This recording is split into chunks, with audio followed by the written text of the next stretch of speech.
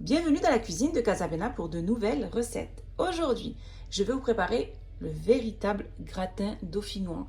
Donc c'est un gratin avec très peu d'ingrédients, juste du lait, de la crème, des pommes de terre, du beurre, un peu d'ail, sel, poivre et vous avez un gratin qui est juste délicieux que je vous conseille de réaliser au plus vite. Alors cette recette, je vais avoir besoin donc d'1 kg de pommes de terre. Vous pouvez choisir la qualité de pommes de terre que vous voulez, mais choisissez plutôt une pomme de terre qui est fondante à la cuisson. Il nous faudra aussi 300 ml de lait, donc c'est du lait demi-écrémé, et 300 ml de crème liquide à 30% de matière grasse.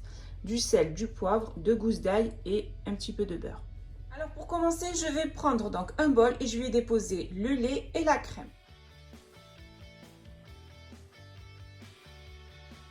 Je rajoute une cuillère à café de sel et une cuillère à café de poivre. Ensuite, je vais prendre une gousse d'ail que je vais râper.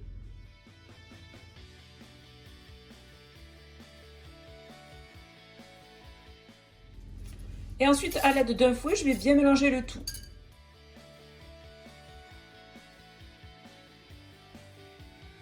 Donc, je réserve mon mélange et maintenant, je vais peler mes pommes de terre. Donc maintenant, je vais peler mes pommes de terre. Donc j'ai préparé un grand saladier avec de l'eau froide pour y plonger donc mes pommes de terre. Donc là, on va les peler. Donc je pèle bien ma pomme de terre et ensuite je la dépose dans le bol d'eau froide. Ensuite, je vais découper donc mes pommes de terre en rondelles. Je vais utiliser une mandoline. Vous pouvez bien sûr les découper directement donc au couteau. Il faut à peu près une épaisseur, on va dire, de 3 mm à chaque fois. Donc moi, je vais utiliser donc une mandoline pour avoir toujours la même épaisseur. Donc je prends une pomme de terre et je la passe à la mandoline.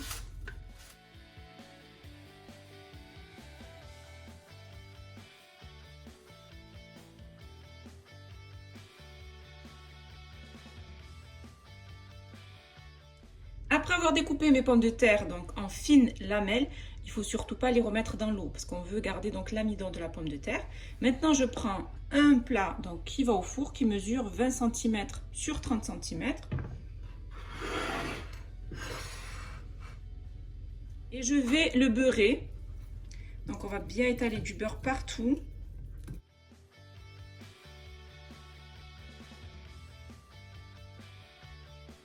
Ensuite, après l'avoir bien beurré, on va passer une gousse d'ail qu'on va frotter aussi. On va bien appuyer, bien frotter pour donner donc un goût d'ail à ce gratin.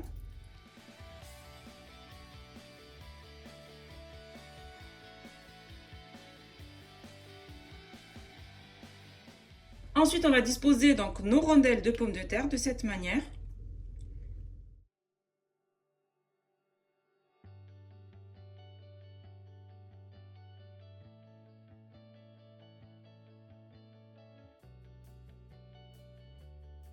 Donc on superpose bien nos pommes de terre de cette manière. Ensuite, on va légèrement les saler. Et on fait de même avec le poivre. Et on continue. Donc maintenant, je vais les faire dans ce sens.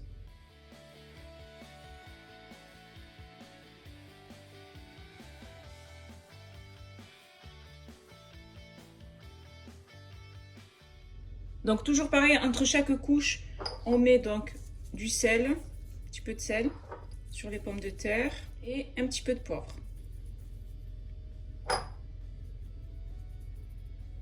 Voilà, on en met légèrement parce qu'on en a déjà mis donc dans la crème. Et je continue, cette fois-ci dans ce sens. Et ainsi de suite, jusqu'à tout finir. Donc n'oubliez pas à chaque fois de saler légèrement et de poivrer légèrement.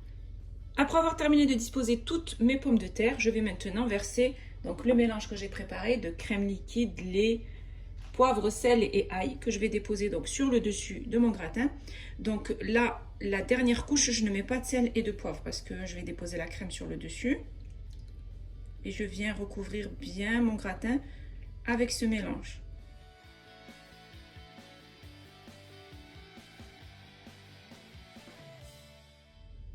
Donc là, j'ai déposé mon mélange donc, de crème, de lait, avec sel, poivre et ail. Donc comme je vous ai dit sur le dessus, la dernière couche, ne rajoutez pas de sel ni de poivre parce que comme vous allez le voir, lorsque vous allez verser votre mélange, vous allez avoir le poivre et le sel qui va se déposer sur le dessus.